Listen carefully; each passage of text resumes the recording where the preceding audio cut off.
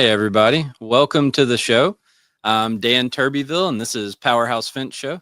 Thanks for stopping by and spending a little time with us here. Our show is presented by Memphis Fence Company, MFC Manufacturing, Simpalo, and the Thornton Fence Consulting Group.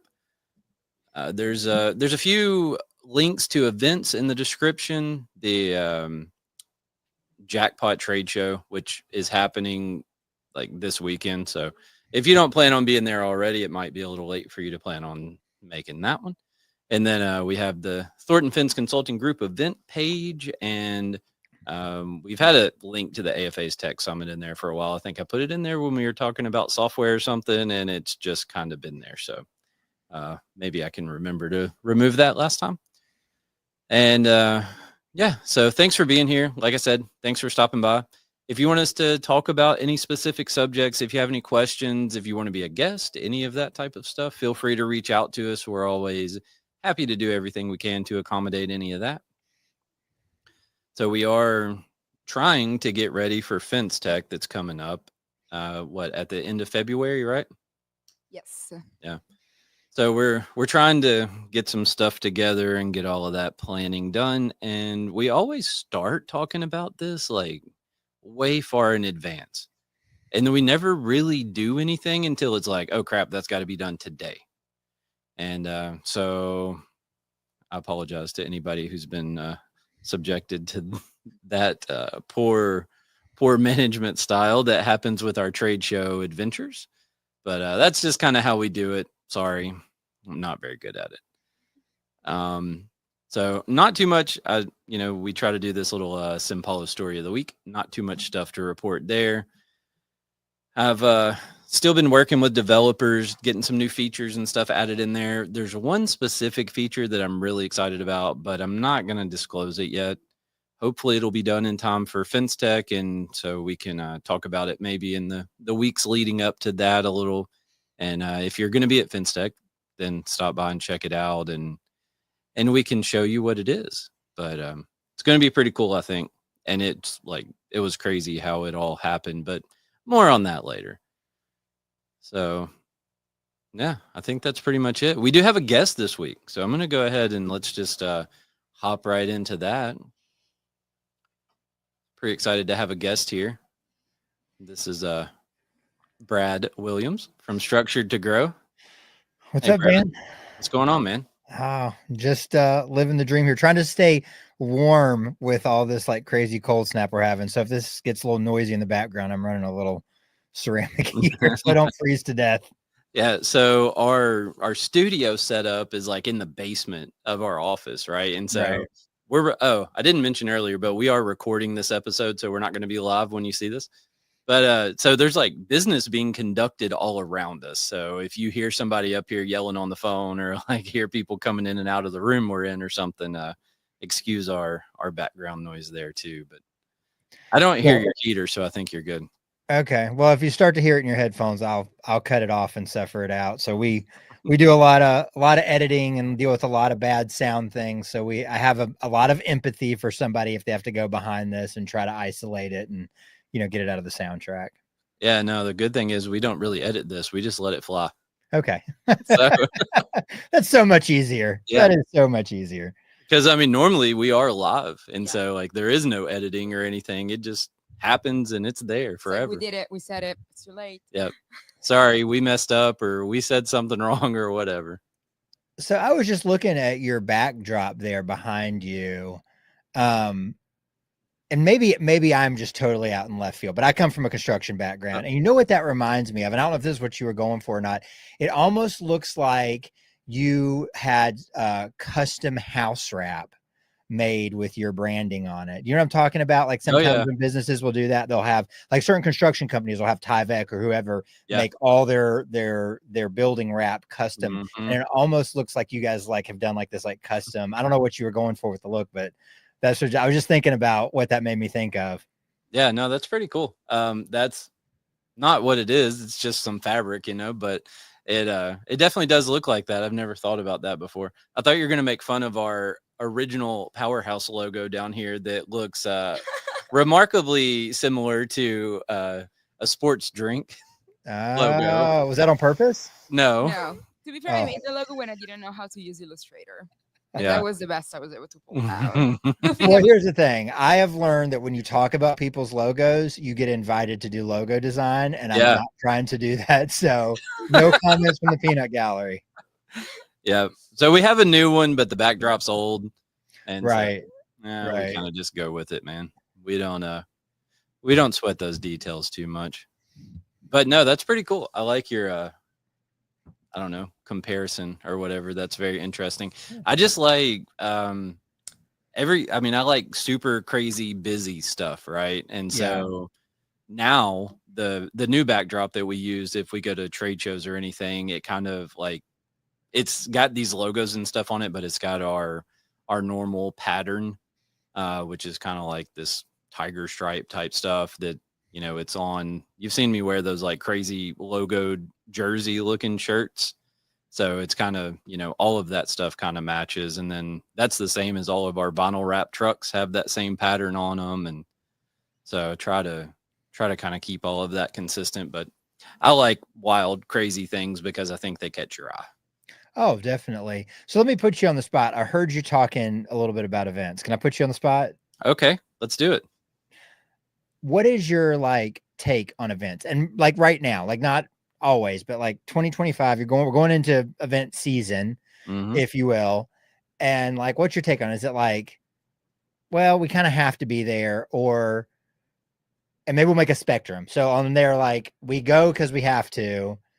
It's okay, and it definitely is a good ROI for us, all the way to events are like the best thing ever for me and my business and what I get out of them personally and all that. Like, sign me up for the events. What's your temperature take on that?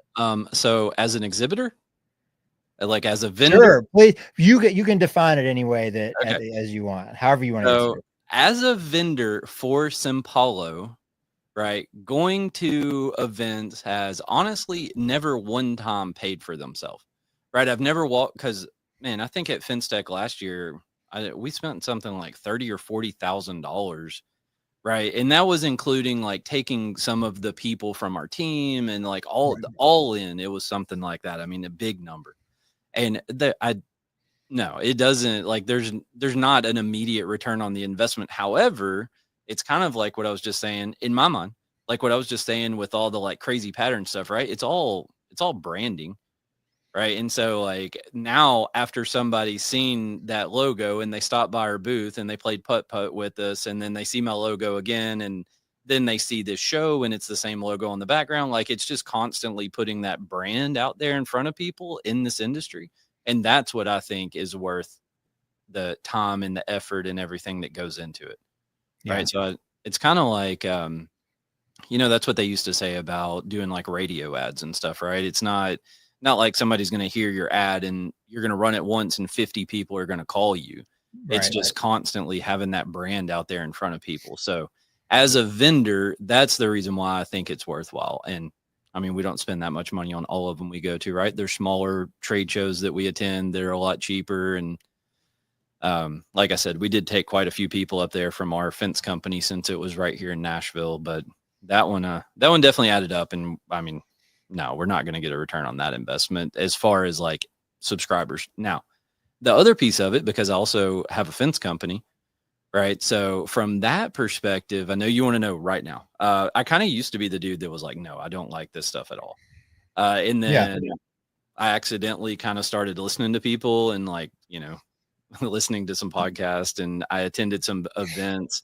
And now as a fence company, I think it's worth going to everything that you can go to 100%. And just, and you might go to a 3-day event and you might have one conversation with somebody at a restaurant or at a bar or, wherever that may be. And that one conversation makes the whole thing worthwhile. Yeah. And so that's what I think is really good for people attending events. And I think, like I said, as an exhibitor, it's just that constant branding and reminding people that you exist. And, of course, we always do get like people to sign up for our software and things like that when we go to them. But it would take a lot of $100 a month subscriptions to add up to what we spend on some of these things. Sure.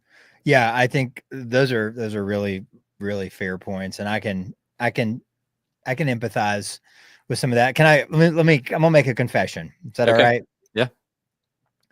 I have found that the one-on-one interactions that I have at events are easily the most valuable thing towards future in business. Mm-hmm. Um, it's those good conversations, like you said, that happen that and it may not always be like a direct sale or whatever, but it's the relationships that lead to the relationships that lead to the, just the things that move everything forward. Like all of my best clients, all of my best meetings and the new industry and the new this, the new that is all because I've met someone at an event, which is a place that I meet people I don't normally have an opportunity to be with. And Yeah. so, I'm a big proponent of now here's the confession part.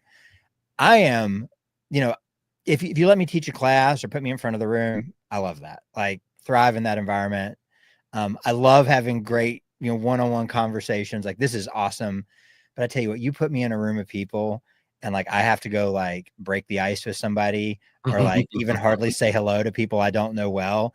And like I am dying on the inside. So I say that I will be at FinTech. And if you see me at FinTech, and maybe I have a look on my face and you're like, he doesn't look super happy. It's not that I'm not super happy. I'm totally fine. That's just my unfortunate face sometimes when I'm sitting and thinking, come say hi to me, because likely like I am just like not the person that's going to come over and just like shake a stranger's hand and like ask them a question. It is like, it's so I say that we're in a safe place here, right, Dan? Yeah. So Yeah. I can say that, but yeah, I love being at events, but I do sometimes struggle to like in groups of people to, that's my Achilles heel with it all, but I adore the conversations I get to have with people. Right.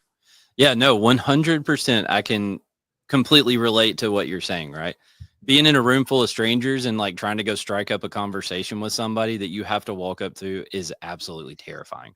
Yeah. Right. I mean, it took me a long time of sitting here in front of these lights and cameras and all this stuff to where this wasn't just terrifying. And even now, like it's still a little bit intimidating for me to sit here and talk. Right. Um, but yeah, the whole walking up to somebody and talking to them like that is absolutely terrifying. Well, So I appreciate that you gave me a soft landing there. So we understand each other on yeah, that. for sure. And it's funny, a lot of people that I talk to say similar things, right? Other people that do what we're doing right now on a very regular basis will tell you the same thing. They're like, "Oh no, I'm like an introvert," And I'm like, "What? How do Mhm. we wind up doing this stuff?" And like we don't really want to, socialize, and yet here we are doing all this. But It is funny, and all those terms and those things, like they don't mean what people think that they mean. Everybody thinks like, well, extrovert just means like you must like to perform. It's like I don't mind performing as long as I feel like the scenario is set up that I'm not having to say, hey, why am I here? Like you put me on Mhm. stage, you put me on a podcast, I'm in a conversation we already know that we're here to have. But like, man, small talk and like trying to get through that, like, how do we get to something interesting? It Yeah, can be challenging. And I do find it draining. So I consider that introverted, but that doesn't mean I don't want to interact with people, just maybe not at a party. right. So And I'm not even really that good at like small talk with oh, people me that I neither. know. Oh, it's so And so it's like, Monday morning, people are like, "Oh, how was your weekend?" I'm like, "It was fine. I'm back to work now. Like, I went home. I'm back at work. Do you I have have any kids. questions What do you about this business?" Like, I can really get into that. Yeah. What do you think happened? I have kids. We watched them. We tried not to kill each other. Everybody made it through the weekend. I'm here at work. Yeah. Yeah, exactly. First few months I was working here, and I used to ask him like, "How was your weekend?" He was like, "Fine." And I was like, "Man, you must really hate me." I just started. I'm not very good at it, I'm telling you. Oh, So, we do this thing on the show where Ilaria gets to say a word properly in Italian, and we butcher it every week. okay. And so we've got a word here prepared if you're ready to get into that. Let's do So it. all right. So Ilaria, this week our word is going to be marketing. Marketing. Oh, get It's the same. come It's a on. universal word. Ilaria, I need a list of words that are the same. Like everyone in the world said marketing. Most people. It just Yeah. unroll the R. Marketing. Yeah. There's a little more passion in it, right? Did I Right. get it? Yeah. Okay, fine. Well, that was a bust. You got off easy. Every once in a while we get some and it's like, what? How do you even put those sounds together? Well, y'all invented marketing, so we just had to use the same word, Oh, marketing is American. basically. Oh, that's interesting. So my wife works. So Ilaria, I'm gonna just sorry, Dan. I'm No, like you're good. so like just interrupting the flow here. My wife works for a German company, Uh-huh. and they don't have a marketing department in Germany, but she heads up the marketing in the U.S. Mhm. And they just have like a communications department. Is that a cultural thing? Like you I think think it's more of, definitely or is it company I would thing? say it's definitely a cultural thing, probably there. Because, like, I also had a friend who did my same master. She was from Germany, and she was studying mostly like journalism. And then when she went back, now she's in a communication agency. So I think they focus a little bit more on communication there, whereas in Italy, communication is still seen as like if you study just communication, that's your major. People are gonna think like you're just going to university to get a degree. Whereas if you're doing marketing, which falls under business, people are gonna be like, "Oh, okay, that's pretty cool," kind of thing. Right. Hmm. Right. Yeah. So it's interesting that it's called communication in Europe. And so you like to tell stories, right? So, like, you tell a story of your brand to your clients. Who are you talking to? Who are you I'm asking? talking to Brad. Okay. Well, now I can't speak entirely for what they do in Germany or Italy or any Western Yeah. European country, or how it works overall. The company I'm familiar with, she works for a company that makes equipment for the power grid. So it's like mostly engineer sales and sales to what's the word for the people that actually own it, but essentially the different groups of people that own and manage equipment. So they don't do much storytelling or brand storytelling like we might do in a consumer facing business Yeah. or even a B2B service type business. They are way more just like it is just click, click, click, click. She's trying to inject more personality into it, but it doesn't jive with what they do. But I don't know that that's cultural. I think it may be more just like the industry. I Well, think, like, for example, for Italy, we're still not there. Like, they still having not all of them, but a lot of like companies don't realize that it's marketing, it's communication, and it's PR. They're not all the same. Right. So I think some of them are still getting there, and the ones that did are doing really well. I don't know if it's the same for Germany.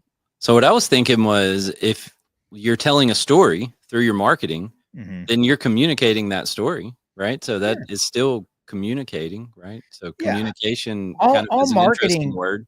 can fall under, you could all call it communication, if you will, communication of, what the brand stands for, communication from PR standpoint, communication from a sales enablement standpoint. You could call it any of those things. I think what Ilaria was alluding to is, here in America, we have more the modern marketing world, especially like the people that are closer to the forefront of what's going on. Like, let's say and I always say probably SaaS is probably closer in the forefront. They just have more terms and more jobs to people that are specialists in different things, right? Like you'll have a demand gen specialist or a growth marketer or a content marketer, or, and there's it just continues to get more and more complicated. I don't know that that's a helpful thing, but that is definitely the trend that you've seen, especially in the last several years. It's like there's all these new positions, all these new things. You have people that are like marketing ops, and you have people that are in more of the data analytics side of marketing. And all that's really done is now when people hear the word marketing, they don't really know what it means. It can mean Right. 10 different things to 10 different people. Right. So it's kind of too broad of a term now. Unfortunately, which overcomplicates it. And that I don't think that's the issue. I think the big issue, Dan, is when people say marketing is there just all these misconceptions now about like what should that mean to me. And so somebody has a preconceived idea of what it is. And I think that ends up hurting business owners who are likely shaped by a small piece that they've heard from a handful of sources, what that should mean to them. Right. Or also maybe we have that idea that it's like, oh, I'm going to start a social media page and I'm going to pay somebody to put some stuff on there and my phone's going to ring tomorrow. Right. Right. So I Right. think, I feel like even, so I have very little knowledge in the broad marketing world, but other than me having paid people to do it for some years now, and back in the olden days, I mentioned the radio ads a minute ago, and so we did some radio advertising. We have been in the phone book up until I think either 24 or 25. We're no longer in the phone book. Um, but that was always the thing is it's like, all right, let's spend a little more money. Let's get a little better ad. Let's get a little better placement. Let's get a little better something. And then it's like you sit by the phone and wait for it to ring. And it's like, oh, that didn't work. And, Right. I think, I don't know if it's just sales tactics, right? From the people that are trying to sell you the thing that's like, oh, no, you just got to do it for a while before the phone rings. But I do believe the whole branding theory that I talked about earlier, obviously. Well, so I'm gonna give you a lens Okay. to put on this that Yeah. I find helpful Okay. to organize it and set expectations. And I think when a lot of people are saying that, like, I wouldn't throw them to the wolves with well, they're just trying to get you to spend more money. I think a lot of times it's like they believe that there's a payoff, but maybe the reality is they just don't know because some things are so flipping hard to measure. So you Yeah. have to understand that we have a marketing culture of the last 10 years. And I'll get to this lens. I'm sorry, I'm going on a side tangent. No, you're good. We have a marketing culture the last 10 years that has over indexed on things that are measured. And so there is a prevailing feeling, which feels really good to a business owner, right? Like I measure like my accounts receivable. I measure how much my cost of goods sold are. I measure all these things, right, in my Mhm. business. And so when someone came along and said everything in marketing should be measurable, we Mhm. started using that as a rule for what is good and what is not good marketing. But the truth is, a lot of things that are good marketing have been extremely hard to measure always, and they still are. And technology has maybe made that seem different, but it's not Right. different. There's Right. still a huge chunk. There's a few things that can be measured and a lot of things that can't. And the things that can be measured are sometimes deceiving. So Mhm. let's put that over to the side. So let me give you a lens that I think helps is buyer intent. So there's a term buyer intent, and that is a way to describe what state of mind a buyer is in when they interact with your marketing, right? And so by having that lens, we can now grade different channels with different buyer intent. So for example, radio. Someone is, and I don't know if a lot of people still listen to the radio or they don't. I really don't. I don't listen to it anymore. I assume there's a demographic that probably does. Like my mother probably still listens to the radio because she doesn't want to pay for satellite radio. She thinks it's a waste of money. It's pretty And, annoying to me and now because I can't stand commercials in anything. right. So So the buyer intent when I'm running down the road and I'm listening to the classic rock station or the 90s country station, or I guess I don't even get that specific anymore. It's just whatever, the country station. right. And my intent running down the road is to listen to music or to listen to the morning talk show. Right. So I have very low buyer intent for any given product, Right. which means that if I am marketing on the radio, I need to keep in mind, like, am I an impulse buy? Like something you go to the grocery store because I have a sweet tooth, right? Like that's probably an easier sell Oh, yeah. because it's done so impulsively. Now, if I'm a software company or I'm a contractor, I may get branding from that, but because the buyer intent is low, the conversion rate is also going to be low. Mhm. Now, where this gets really murky, so let's actually just go to the other end first. The other end of the example would be Google. And the reason that a lot of search marketing has done well over the years is because usually by the time somebody gets on their computer and says, fence contractor in my area, they have a pretty high intent to at least get a price. Right. They at least want to know what they're getting into, or they may be ready to buy. Yeah. Yeah, And for sure. so very different situations, right? We throw them all in a basket and expect them all to measure the same. And it's like, well, the radio sucks and Google's great. Well, that's not necessarily true. Mhm. So then we go to social media, right? Where there's tons of like ability to run ads and measure the click throughs. And we love that, don't we? We see all these numbers and statistics. But the truth is, people don't go on many social media platforms with any intent to buy anything. They're Right. there to see what their friends are doing, their colleagues are doing. They're there to look at pictures and videos of things that they like. Now, you see a lot of things that are impulse oriented, and you see a lot of this really clever retargeting where it's like, if I look at this, like I look at a thing for a camera, right? And then I get all the camera accessory things coming to me. That Mhm. can be kind of effective Yeah. depending on my mood. Or at least makes me aware of things. I might not buy right from there, but at least makes me aware of things. But if we come in left field, right, and we're like, hey, maybe you should buy a fence for your house. Well, you're probably not going to get a click to buy right Yeah. there. Now, with low intent, it doesn't mean we can't be there. It just means that we need to keep in mind, if someone's not looking to buy, what is the thing that maybe is the first piece of marketing they should see? And what should be my expectation that they're going to do next? Right? Is my expectation they're going to go to my website? Probably not. People don't want to leave social media and go to your website. Right. Are they going to schedule a call? Probably not, because if they're under 55, they really don't want to get on the phone with the salesperson unless they absolutely have to. And it is like they are sure that they want to move forward. I hate getting on the phone with the salesperson. The pressure makes me cringe. I hate telling people no. Like, Yeah. if you're not dying, don't call me, kind of thing. And that is how people that are not my mom and dad, right? If you're selling to people in their mid 60s, 70 years old, they get on the phone for everything. My mother doesn't understand why I wouldn't pick up the phone. She's 70 years old. Don't pick up the phone for everything. Just Oh, pick yeah. up the phone and call them. Just pick up the phone and call them. Just get on the phone with people. I'm like, oh my goodness, I don't want to talk to anybody unless we need to. Can we send a Right. text? Right. I feel that, Brad. I feel that. So Yep.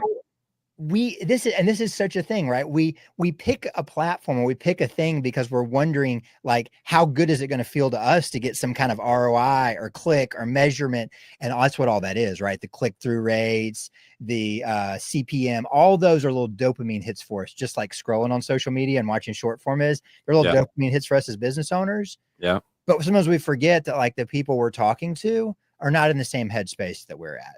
And so just kind of being empathetic and realizing, what do you do when you go on social media? What would be interesting if you were in the back of your mind, you walk out in your backyard and you're like, I could use a fence. The first thing may not be like, call to schedule to get a fence quote today. It might be like, check out these gorgeous fences. Right. Right. It might be something. So I was, talking with somebody that is like, maybe the discovery part is putting content on Pinterest that isn't about buying. It's just about ideas. That's right. Because what people do in their Pinterest, like, they want visual ideas. Well, if you give them the visual ideas, they're more likely to continue to look at the things that you do. Right. And so then you have a customer journey, right? And so you plan your channel based on the intent that somebody has on that channel. Yeah. So you're just, yeah, it makes sense. Because I try to think about myself as a consumer, and I've never been a fence consumer, unfortunately. So that one's kind of hard for me to put myself in those shoes. But I do think about, like, if I were to go to Google and search, then, like you said, I'm going to know that it's time for me to buy a fence, or at least I know that that's on the horizon. Right. Right. But if I'm just scrolling through social media and I start seeing pictures of it, do I even care to stop and look at a fence if I'm not in this industry? If I just see a privacy fence, like, I don't care to stop and look at that. Right. It's not anything that's even going to catch my eye at all. If I see a commercial chain link fence, like, that's going to catch my eye even less, because I just saw 74 of those on the way home, and a fence is a fence, right? So Right. that's an interesting thing, is like, how do you get someone's attention who doesn't care to look at how well you installed a privacy fence, because they don't know? Right. So how do you kind of, like, get them to even stop and look at it? So your Pinterest idea is solid, right? Because that might be some, like, DIY stuff going on there, and somehow you can, like, incorporate a fence into it or whatever. But well, like, my wife is not going to DIY anything. Yeah. But she's going to go to Pinterest and get pictures to send me. Yeah. And then be like, you need to figure out how to make that happen. Yep. Which she knows means me calling somebody. Now, I'm a general contractor, but I'm not going to do a home improvement project if I don't have to. Right. Right. So there's just a thought of, like, how people use things. So let me give you a strategy, because I absolutely agree with you. So a strategy that I think is very, what is the word? It's it's the efficacy of it, but I don't know the right tense for it. Anyway, a good strategy, a solid strategy built on sound thinking, right? Mhm. Would be to say, let me shore up my marketing from the bottom of the funnel upwards, right? So, very bottom of the funnel would be someone is going to your website and clicking the call to action button, Right. right? It's very bottom of your funnel. Hmm. Or you could even go lower than that and say, what's happening in my sales process? Yeah. Right. Because So you can do marketing in your sales process, right? Like sales enablement tools are a form of marketing. mm, Follow-up tools, your design software, anything you're doing to aid in the process of someone being able to see themselves being confident to purchase your product, in my opinion, falls under the marketing team should make effort there, right? So you go from the bottom and you work upwards because at the very bottom of the funnel, if you're out doing a design for somebody for their backyard or their patio or whatever that scope is that you work in, their intent to buy is high. So you work from there. So I get that good. And then I work my way upward. And so when I think about that from content, that may be working on high intent based search terms and content, right? Like people that are ready to buy, search for these 4 or 5 terms. What blog articles can we make? Where can we publish this stuff? How do we improve our SEO on those things? Now, that being said, that's a good strategy from a cerebral point of view, right? Like, yeah. And as I get that good, then I keep going upward. And someday, eventually, I will worry about how do I attract the person that's not looking today, but I sure would like to get them in my view. so here, go ahead. No, I was going to say because, and the reason you want to keep working up higher, and I hate the word funnel, by the way, but I know it's Yeah. something everybody understands. When you get up higher, if you can get somebody's attention there, the reason that you should consider that is that by the time they get to the bottom, you become the default choice. The sooner you talk to them, the less you're going to have to do later on. And here's the issue with going bottom up. It's a good strategy. I'm not saying don't do it, but you should know the pros and cons, right? Yeah. The con to it is that all those high intent search terms are really freaking competitive. Mm-hmm. Which means they're expensive. And it's hard to rank high. Yeah. And so you have to balance that. And that's where we come into the term of marketing strategy. I have all these channels, different levels of buyer intent based on where they're at in their process. And as a company, based on what I sell, and more importantly, who I sell it to, right? Because different, like we've talked about your business a little bit too. Like, some of the people you buy from, they're not going to Google. They're putting things out for bids in places that have nothing to do with your advertising, right? Right. So depending on who you're selling to should be the number one thing. How do I approach that? And there's not a one size fits all thing. And that's the thing that gets under my skin. This is why I got into marketing, because too many people have tried to tell everybody there was a one size fits solution for every business that was going to be the key. Yeah. And all I did was see people just drain money for nothing. Yep. Because people were like, I'm going to sell this. I'm going to sell my secret solution to you. And it turns out it only worked for some people at some points in time. Or you should hire me because I can make you gain 100 followers in 10 days. And it's like, okay, what am I going to do with those if you pay for that? Right. Like, yeah. that What's kind of that? thing. What's that doing for us at all? But it Right. used to be a thing. That's Like, crazy. We went through a phase where in marketing, people were like, oh, I've learned marketing by myself and it worked for me and I can make you gain this amount of followers. So you should hire me. And some smaller companies will fall for that, even if it was very expensive, and then you get no return because, like, if your followers are not engaging, you don't need them. And Instagram now knows when you're buying something. Well, I've seen people doing that on YouTube. Right. And I've seen ways that people did some crazy stuff with YouTube to get more subscribers and all of that stuff. And, it was able to produce them like initial views on videos, but then 3 weeks or a month down the road, they figured out nobody that they paid for cared about what they were putting out anyway. So like they just lost them all. So here's where my mind went, Brad, when you're talking about this funnel. So I thought, we look at marketing and we're like, oh, we want the phone to ring more. Yeah. Right. We want more opportunities. We want more leads. Well, not the phone to ring. We want more forms filled out on our website or, whatever it is.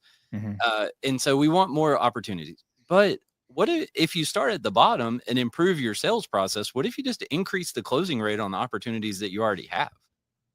Right. So I think that's Yeah. not to like that doesn't benefit people in the marketing world at all. So sorry about that. But I mean, I think if you maybe like I like your idea of starting there and trying to improve your own sales process.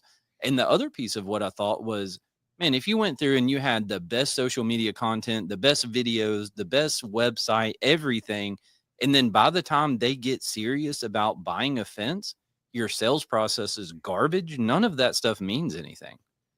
Right? You spent all of that money to have all of the beautiful stuff leading up to the point where it really matters, and then you can't complete the deal when it really matters. So yeah, that's solid stuff too.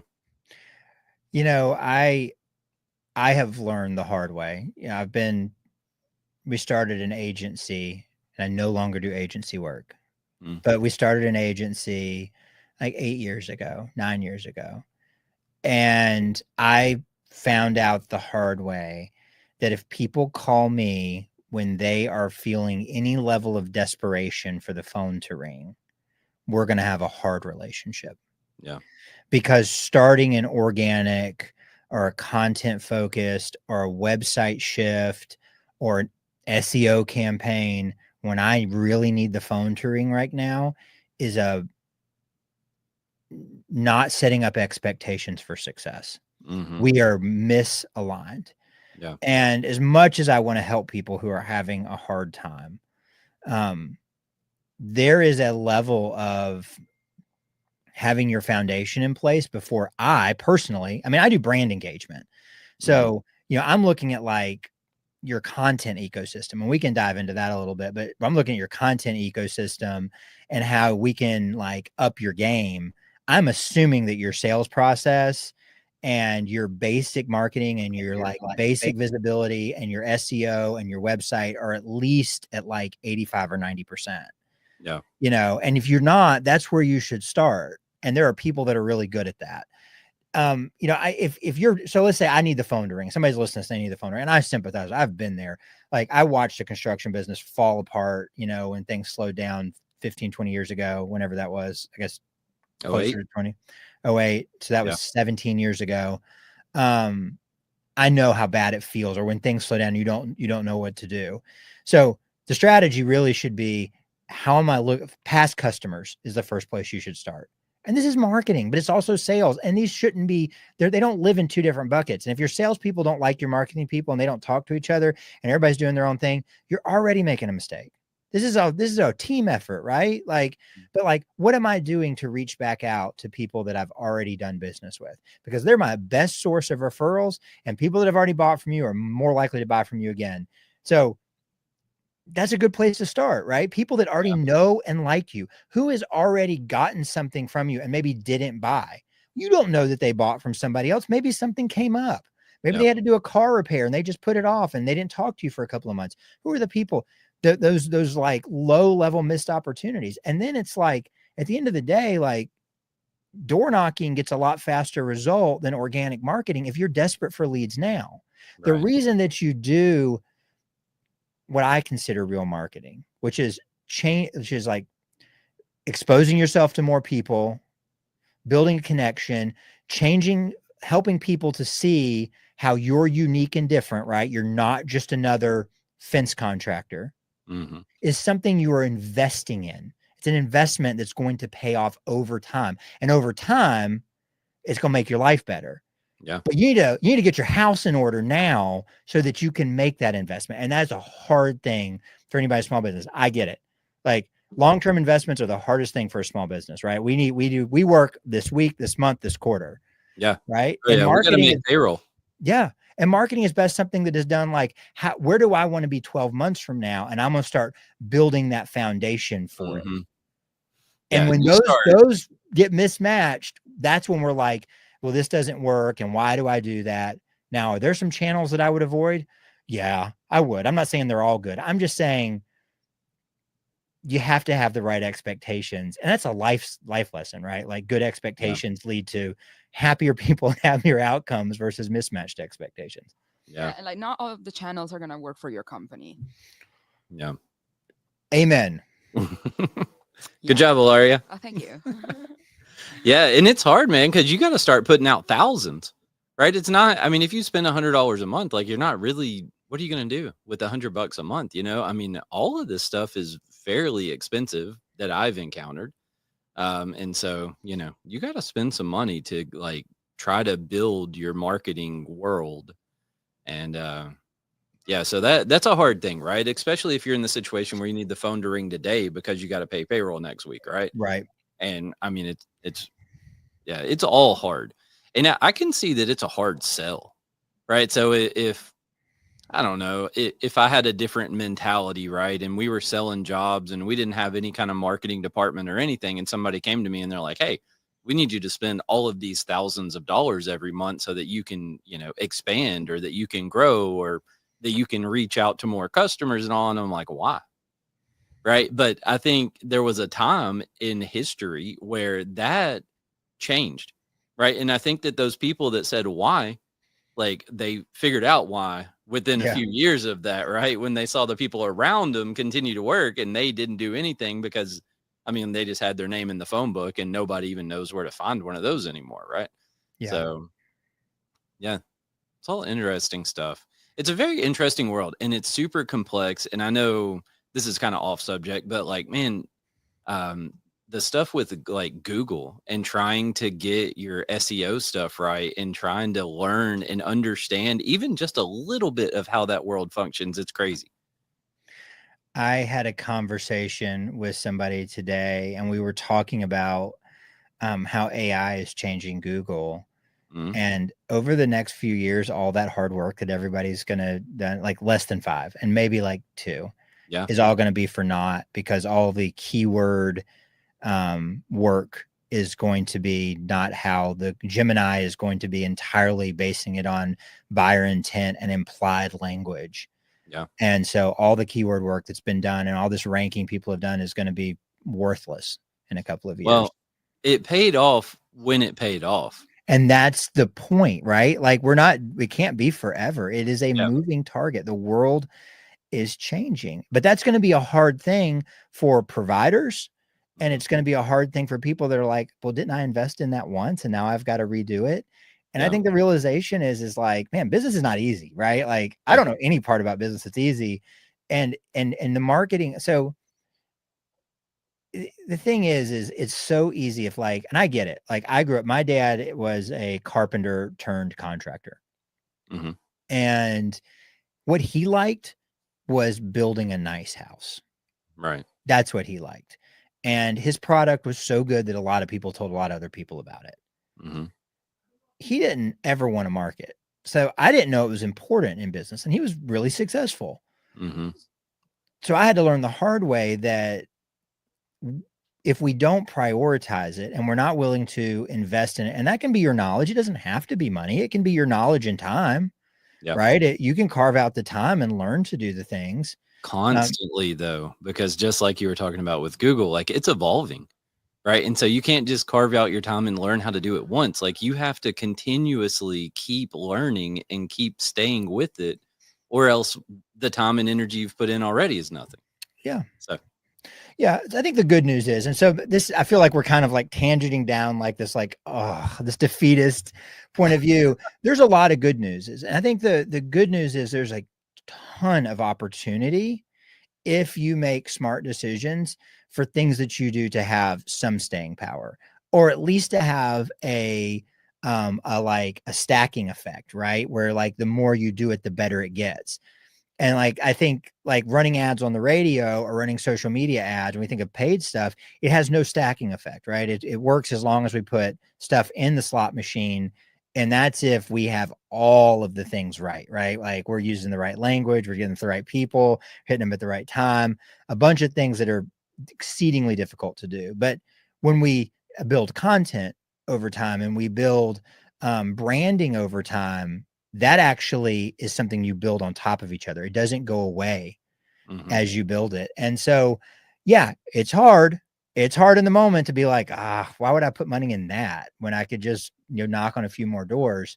Because at some point, if you do it, you can be the default choice, right? Like Yep. if you build a brand with the right unique value, right? And you can establish yourself in a community to be not just another fence contractor, but the blank who offers blank that they can only get from you, Mm-hmm. right? The only, and maybe you don't even call yourself a fence contractor to the public, right? Maybe you come up with your own category, but you're Right. the only person that can offer this particular experience that people love.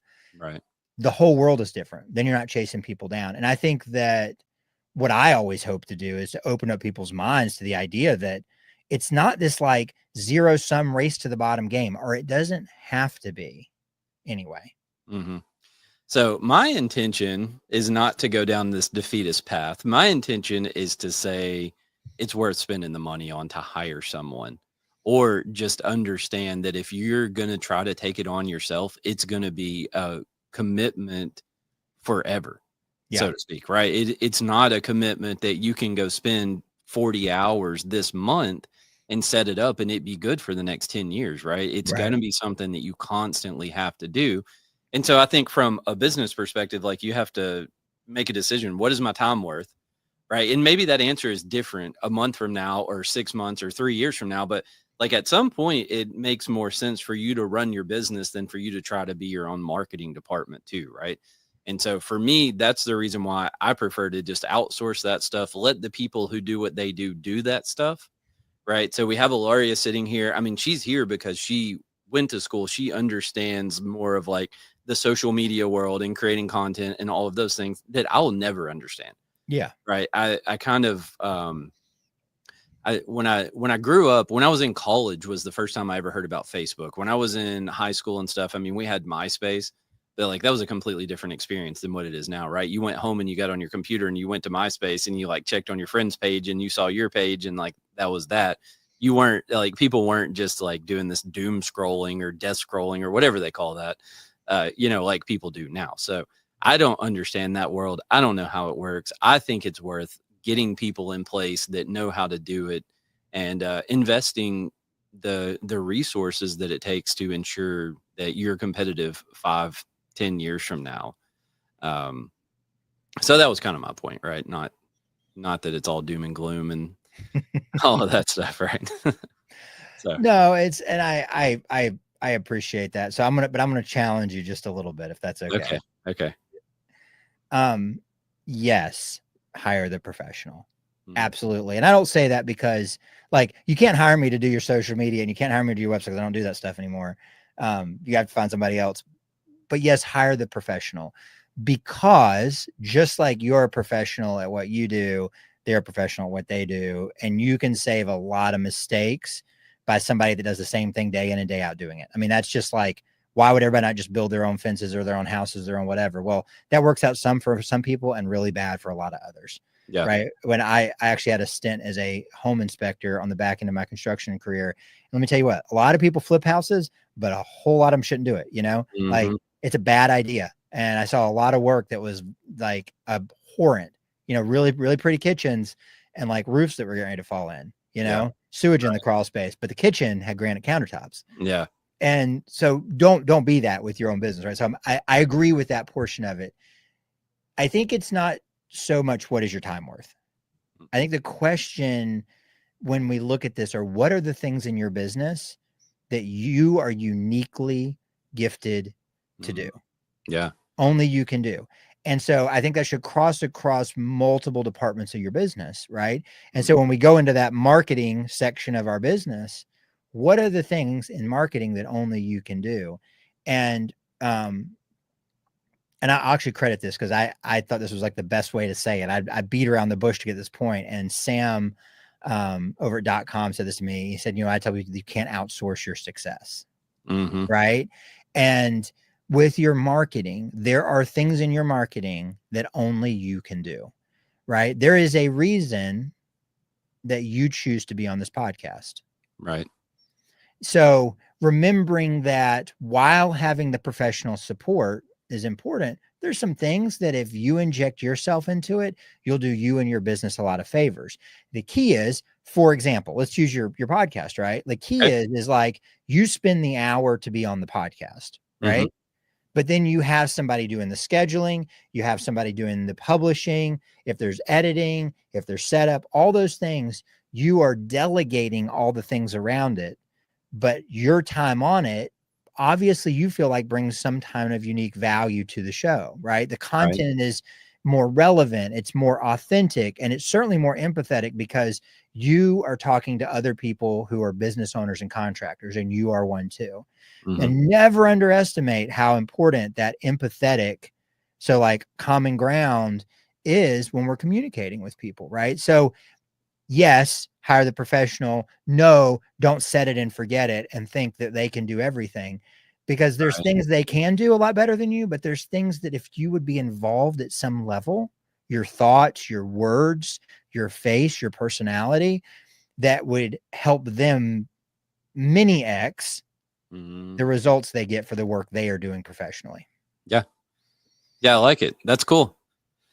So, oh man, just add something else to the You're daily already doing it, routine, man. I you was know? complimenting you. Oh, okay. You're already doing it. You're here doing it. But yeah, I think that like that's just one of those little things. I think the other thing is when we think about delegating, and these are just some things I've noticed that don't work well a lot of times with people, and then when they get it right, it seems to be like magic. Is when Mhm. everybody's rowing in the same direction, right? Like, business is kind of a team sport.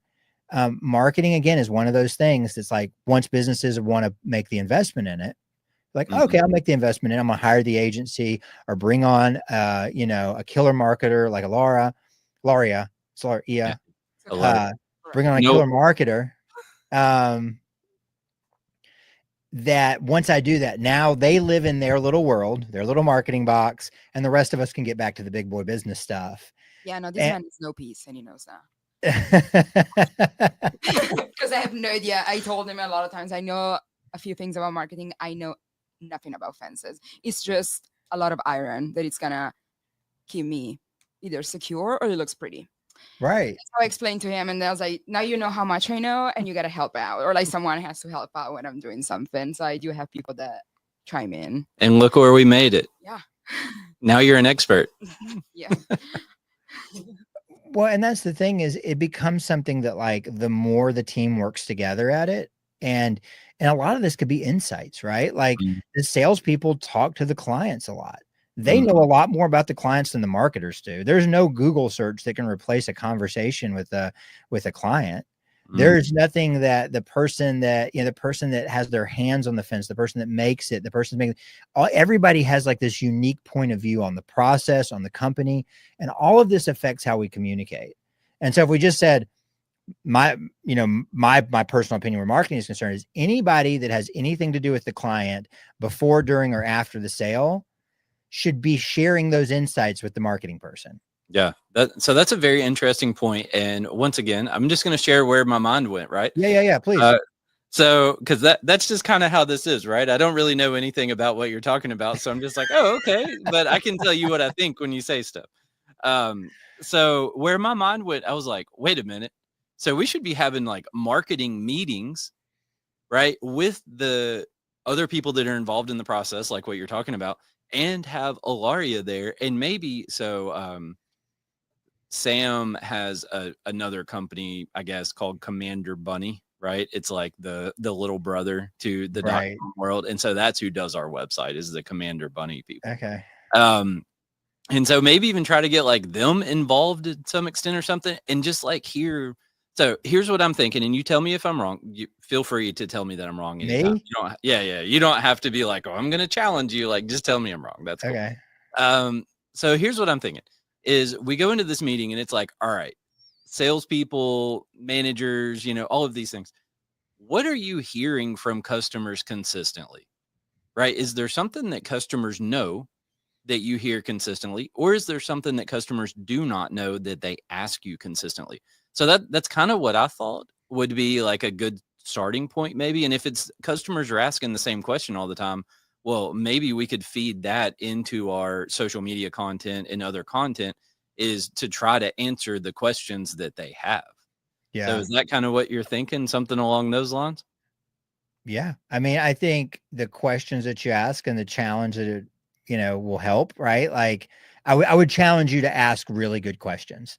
Yeah. But like, okay, guys, what's a question that if you got asked, never got asked again, that would be wonderful because you're tired of answering it. Mm-hmm. Right? Like Yeah. frame it in that, in the ways that are like, oh, what people always ask me. And it's like, when are they ever, I'm so tired of giving this answer. That's a piece of good content, right? Yeah. That everybody wants to hear it.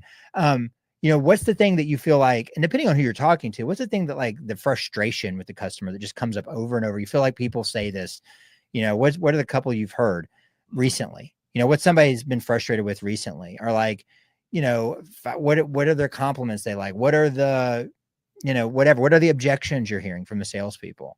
Mm-hmm. And there's no limit to that. But yes, absolutely.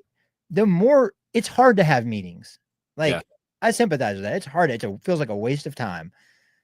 But asking those questions, especially not on a form, not in an email, in a place where you can get a good, authentic answer, Mm-hmm. Yeah, I that's I cool. think it would give you a tremendous amount of insight, and then you can say, all right, what do we do with this? Yeah. And then do something about it. That would be my big ad for it. And then Right. do something with it. Don't just gather it. Do something with it. Right. What's the one thing I could do with this right away that wouldn't cost a fortune? Right. Yeah, that's good, Ilaria. Did you take some notes? Yes. Okay. I saw you over there. I thought you were. And Yeah. that's why So I they pay think, you the big bucks, Dan, to come up with yeah, those great ideas. yeah, right. So that's why, here we go, man. This is how my time doing this podcast today has paid off for these brands because I got a big idea from you. So, we kind of like completely just didn't follow That's my these fault. show notes or anything at all. I'll take responsibility. No. It's cool. But I did want to kind of like throw out here, we're getting to the end. So I wanted to throw out a little bit of what do you do? Right. So what services could you provide to Memphis Fence Company if I wanted to engage you today? Well, we do a kind of a mix. So we have a framework that we call Refocus and Remove Friction. And that's because there's really just kind of two pieces that I see for businesses to be successful when they work from us. Refocus, we like to work with businesses to help them what we consider refocusing on the things that matter, which are empathy and authenticity. And that's simply because we have a trust epidemic. Mm. Yeah, we look out into the world. People are super skeptical. Just the other yeah. day, I got another solicitation. Somebody offered me. We have access to thousands of U.S. based Google accounts, and we can build up your reviews, right? And so whether it's fake followers or fake reviews or fake news or fake questionable hallucinating AI content, we're skeptical, right? And all this amidst the fact that your customer thinks you're just another fence guy, just another contractor, just another whatever, who's going to give me this. And so we want to help people fight through that noise. And I think that comes from building trust, right? From understanding our clients' problems and then being authentic, which is really easy to say, but kind of hard to do. Right. We help people build strategies for that. And the remove friction part is real easy. What do you do with a strategy? Right. Right. And so we come in and fill in those gaps, and you have a great marketing team, but maybe that's, on the content side. We like to build content ecosystems. That's a word that's really resonated with me. Like, how do we help you build content for the entire client journey? Right now, I'm finishing up a thing where we're building a 50 video series for client training. Holy It's a difficult smokes. piece of equipment, right? So it was a big project, but that was their marketing need because engagement and training is where they're wasting money. They've got orders for years. Yeah. Right. But for the same example, we're starting up a campaign with a coach that we all know and love in the community. And it's going to be very much been around getting his ideas to a broader community and growing, on the very front end of that client journey. I'm not converting anything with his content. What I'm doing is I'm getting a message out there. And then everything in between. So it's like, how are we addressing that whole process? So we come in and help fill the gaps with those kinds of things. And if you're familiar with this, we did Unhinged, so our content can get really unhinged. Yeah. If you're into that kind of thing, or it can be as simple as a how-to video that helps a client onboard. Yeah. Yeah, man. So 50 videos for training. That's wild. Yeah. It's for several pieces of heavy equipment. Yeah. that are just really dangerous. They're not super complicated to operate, Mm. but we also know that these guys are not going to watch an 8-minute training video. So we broke everything down into 2 to 4 minutes. So it's Right. like a single video, single concept. It's not like, how do you run this machine in one video? They're not going to watch that. Yeah. We And want if to they be do, they're able going to, to fall asleep after 5 minutes. Yeah. right. So we worked really hard to make really high production stuff. We had professional, I had a professional actor, be on it, because we just didn't want to leave it to somebody that's going to get dry, and that way he could interact with and add some things. We made him really visually interesting. We were in a studio, we were on site. We tried to mix that up so that we understood the audience really didn't want to watch a how-to. Yeah. So how do we make that more palatable? Because what they need is the information. Yeah. Yeah, for sure. Man, that's awesome. So, also, you wrote a book. Have you written more than one? No? That is my first book. First book. I will write Clients, more books. As much painful as it was, I will write again. Yeah, it took a couple of years, man. Yeah. So clients, content, and community. And so when I got the book, I've gotten some books like this from other people, not necessarily in your world and doing what you do, or not in that at all. But I've gotten some books from other people, and you open it and it's like, 8 sentences takes up a whole page, right? So it's like in child size letters. And I opened yours and I was like, oh, this actually is like a lot of words in this book. So I've started, and I can say you did good. It's really well written, the part of it that I've read so far. I haven't read the whole book. But I have read some of it. It's really well written. So we do have a link in the description to Amazon, and I think the book is like $14, right? And so, I mean, I think well worth a $14 investment to buy the book and to kind of get a little bit of insight into Brad's mind here. And so, go ahead. No, I just was gonna say I sincerely appreciate that. The whole idea of writing a book was, it has plagued me for years. The struggle I've seen contractors and small business people have with marketing, and then becoming a marketer and working with so many people, and it's like all these misconceptions and false beliefs that are not really their fault. It's just stuff that's been sold to them over time, and a lot of people made a lot of money with it, and it's like, there's a better way. And I felt like putting it in a book and giving opportunity for people to kind of reshape their perspective would put them back in the driver's seat. And so, that's really what the book is for, is like to arm you with the tools so that you're like, oh, now I see how I can attack my marketing today. Right now, I have a better vantage point. So even when I'm hiring a professional, it's not for a DIY person. I mean, you could use it that way. Yeah. But when I'm hiring somebody, like, I know what I'm asking for. Yeah. So the nearest thing I can relate to that is whenever I had the software developed, right? So it was like, I thought, this is what I want the software to do, right? And I thought, I'll just walk in here and I'll explain this to a development team, and they'll say, okay, no problem, let's get to work. Oh man, it was nothing like that, right? And it required so much involvement from me, and I knew nothing about the software development world. So I had to learn how to effectively communicate with them, and how kind of a little bit about like how software works, like actually behind the scenes and stuff, so that I could actually kind of like steer them in the direction of what I wanted to accomplish out of it.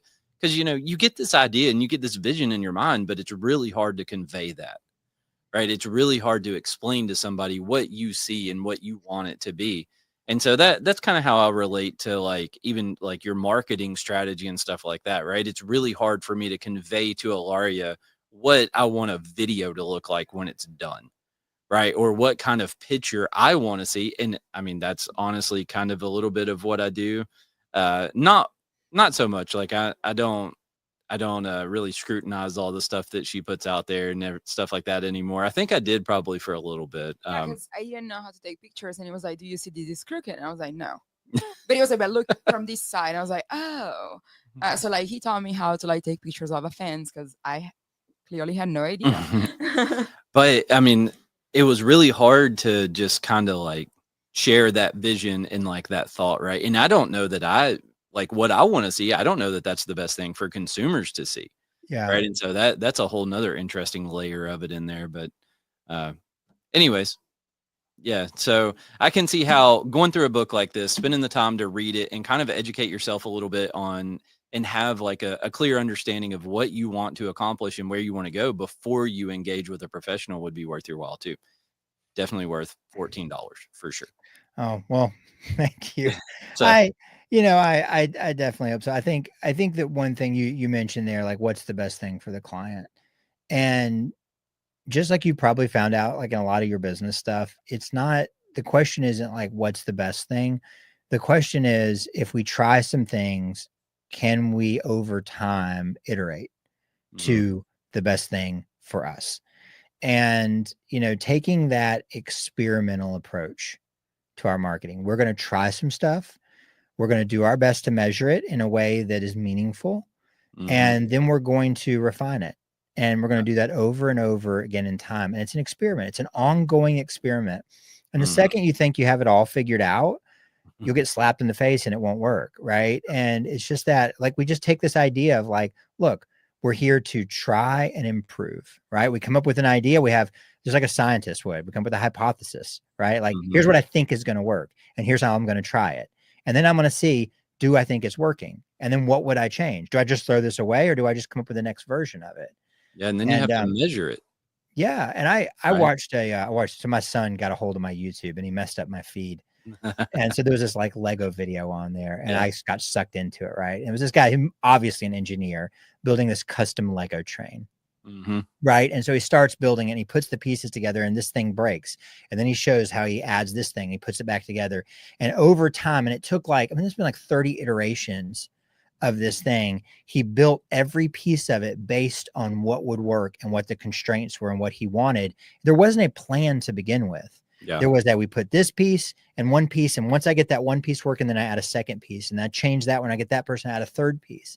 Mhm. And so something as complicated as like, how do I build a customer journey, is the same kind of thing. Focus on one piece, fiddle with it till you feel like it's working good, then add a piece, Yeah. right? I mean, Like, don't make it too hard. I think that's solid advice for somebody who's wanting to start a fence company too, right? Start with It one works. thing, get it really good, and then add another thing. Yeah. Like, don't try to go out there on day one and do it all. Yeah. So I think that applies to a Absolutely. lot of stuff in life. And it's funny Absolutely. you talk about this engineer building a Lego bridge. So I went to civil engineering school at University of Memphis. And Okay. the first time that you build a bridge, when you go through civil engineering school or do anything with a bridge, you build it out of connects, right? So not exactly Legos, but kind of, Yeah. you know, Yeah. also a child's toy.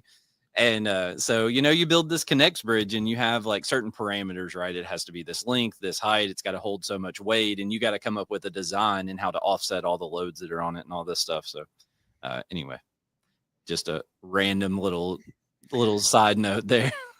Well, here's the thing. It's like anything else. We learn best. Like, you ever heard like the levels of learning? But we learn best, and the two best ways to learn. So I'll just skip all the, like, the reading, the listening, the all that. Mm, We learn best when we teach others. So we hear something, we teach it to somebody else, and when we practice. yeah. So when you're learning something, like, you get so much better if you just like try the one thing out a few times. I struggle with this sometimes. That's part of why I love to get opportunities to speak, because I'm constantly learning new business and marketing things. Right. And I know that I will learn and understand them better if I'm, one, getting to try them out, like getting to do cool new experiments, which is why like Unhinged is fun. I did have a docu-series. Those things are fun because I learn a lot with them. And I Yeah. also learn a lot when I share with people like you, right? Like, learning to articulate this conversation and adding new layers in it. Because there's things that I talk about that I learned, in the last few months, and things I learned 10 years ago. And that process helps me learn. Yeah. Right. And so, like, if we kind of just adopt that, like, practice and share, practice and Yeah. share. Yeah, for sure. And I mean, doing this podcast has also kind of put me in a position where there's some things that I know a little bit about, not this, but things that I talk about sometimes, like I know a little bit about them, but I have to go out and do research and, kind of do my homework before a show just to make sure that I can actually go on here and say something that's real or that's true. And so that is interesting. When you teach, you learn at the same time. So pretty cool. All right, man. Well, I really appreciate. Did you have anything else you wanted to say? No, I'm good. I know that we have gone over an hour, so I'm just like I'm sitting back and cooling my jets. Well, I think it's been awesome, man. I really appreciate you coming on, and I appreciate the time that you've taken in the book. Thanks for that. I promise I will get through it, and maybe Well, at we'll. least the audiobook, right? You got some driving Yep. time, at least the audiobook. And you have to here's what I really want. If you'll do me a big favor, All right. give me feedback after you listen to it. And you can be Okay. totally as honest as you want. Like my book is not perfection. It is a work of me sharing what I learned to that point, and I hope to continue to learn more. So like, I don't know everything. So Yeah. please, honest feedback would be the highest compliment you could pay me. Yeah. Yeah, for sure, man. I'll do it, and I'll let you know what I think whenever I get through it. Cool, So, man. all right. Well, I appreciate you, man. Thanks for hanging out with us, everybody that listened. And if you wanna get in touch with Brad and see what he might be able to do for your business, so structuredtogrow.com Yeah. is the website. So you can find contact information and stuff like that on there. Hopefully. Yes. Yeah. You can find contact information on there. Thanks so much, Dan. It's a total pleasure. I appreciate that we were able to just go down different tangents and just kind of like exercise my brain a little bit for, what maybe I had to say about some different things. Yeah, man. It's been fun. I enjoyed it. Yeah. Thank you. All right. Appreciate you.